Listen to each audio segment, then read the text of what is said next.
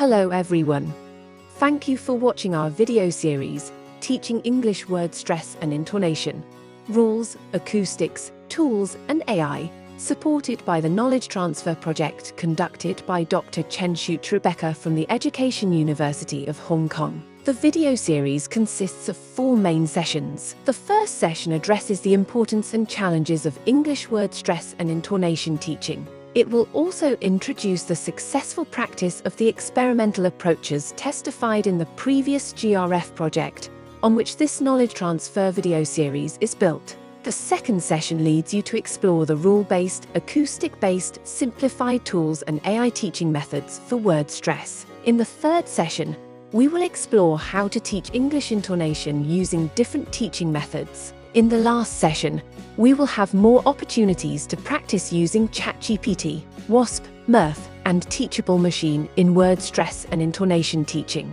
To begin this session, I would like to answer a few questions you might have. The first question is, what is English word stress? In English, when a word has more than 2 syllables, one syllable is more stressed than the others when pronounced. This syllable is the one with the primary word stress. When a syllable is stressed, its vowel is slightly louder, longer, and at a higher pitch than vowels in the other syllables. Take the word English.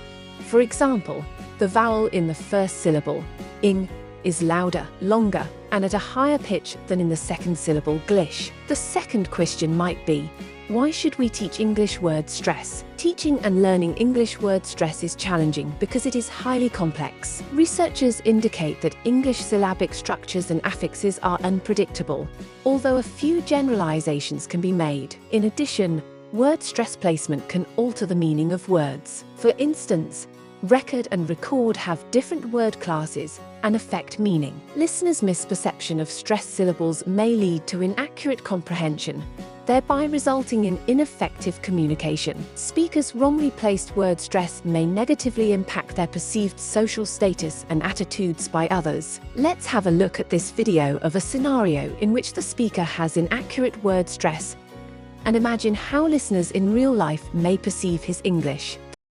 Hey, aren't we all in the same English course? Oh yeah, how's it going? Not bad, except I sometimes have trouble with my grammar, isn't it? That's okay. I have problems with my emphasis.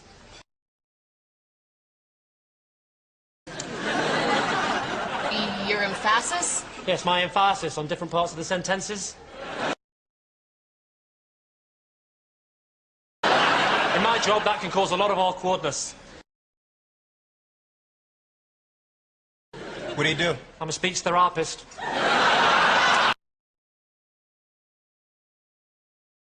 The third question may be, what is English intonation? Intonation refers to the variations in the pitch of a speaker's voice when speaking. Like the melody of pitch, the falling, raising, and leveling of pitch create intonation. We need to teach intonation because it serves various functions, including managing the flow of conversation, signaling grammatical meanings, highlighting new or important information, and conveying the speaker's attitudes and emotions. Inappropriate use and misperception of intonation may lead to misunderstandings, which may be demonstrated by this video. Okay, right about now the turkey should be crispy on the outside, juicy on the inside. Why are we standing here? We're waiting for you to open the door. You've got the keys. No, I don't. Yes, you do. When we left, you said, got the keys. No, I didn't. I asked. Got the keys? No. You said, got the keys. Either of you have the keys? The oven is on. Oh, I've got to get my ticket. Oh, wait, we have a copy of your key. Well, then get it. Hey, that tone won't make me go any faster. Joey? That one will.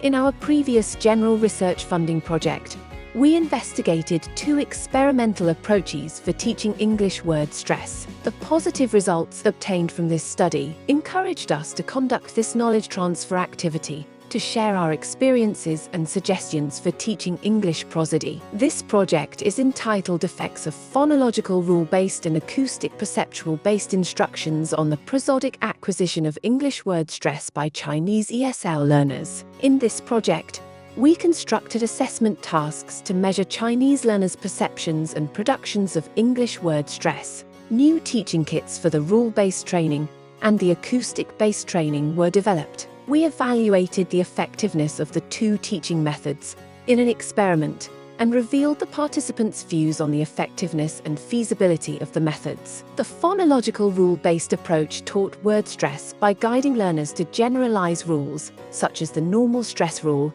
syllabic structure, phonological similarity, and vowel reduction, based on given words and patterns. The participants learned English word stress by discovering patterns and applying rules to produce and perceive uncommon words. The acoustic-based approach taught word stress by guiding learners to conduct acoustic analysis of stressed and unstressed syllables of native speakers' speech and their own using acoustic cues, such as duration, pitch height, and intensity. Using the software Praat, the participants learned word stress by visualizing the word stress patterns of the native speakers and themselves to adjust their pronunciation to become more similar to the native speakers. After the training sessions, participants from both experiment groups show clear improvements in production and perception of English word stress. We observed statistically significant improvements from the pre-test to the post and delayed post tests. Most of the participants in the rule-based group told us that they would follow the generalizations of English word stress learned from the rule-based instruction method and use them as supplements to facilitate their teaching in the future. Most of the participants in the acoustic-based group agree that the training method was beneficial, helpful, and effective for their English word stress learning because they could understand the gaps between their pronunciation and the native speaker's speech using visualization and quantification provided by the acoustic cues. Based on this project, we developed the teaching kits available for public access on the webpage of our English pronunciation website. The kits contain an overview of English word stress knowledge, materials used for the training in this project, tips for teaching English word stress, and recommendations of useful websites related to English word stress teaching. Despite the rule-based and acoustic-based teaching methods in this video series, we will also introduce two simple analytic tools called Ampitch and WASP-2 for teaching word stress and intonation. Ampitch shows real-time pitch contour while you're reading. WASP-2 shows acoustic information similar to Praat, but with a more straightforward user interface. For the AI tools, we will introduce ChatGPT and Murf. ChatGPT can help users identify inappropriate word stress placements in their speech. Murf is an AI-based tool for generating natural speech based on a given text. In addition, we will also introduce Teachable Machine, which is an AI-powered assessment customizable for building your own model. This is the end of the first session. Thank you for watching. Please stay tuned for our next session.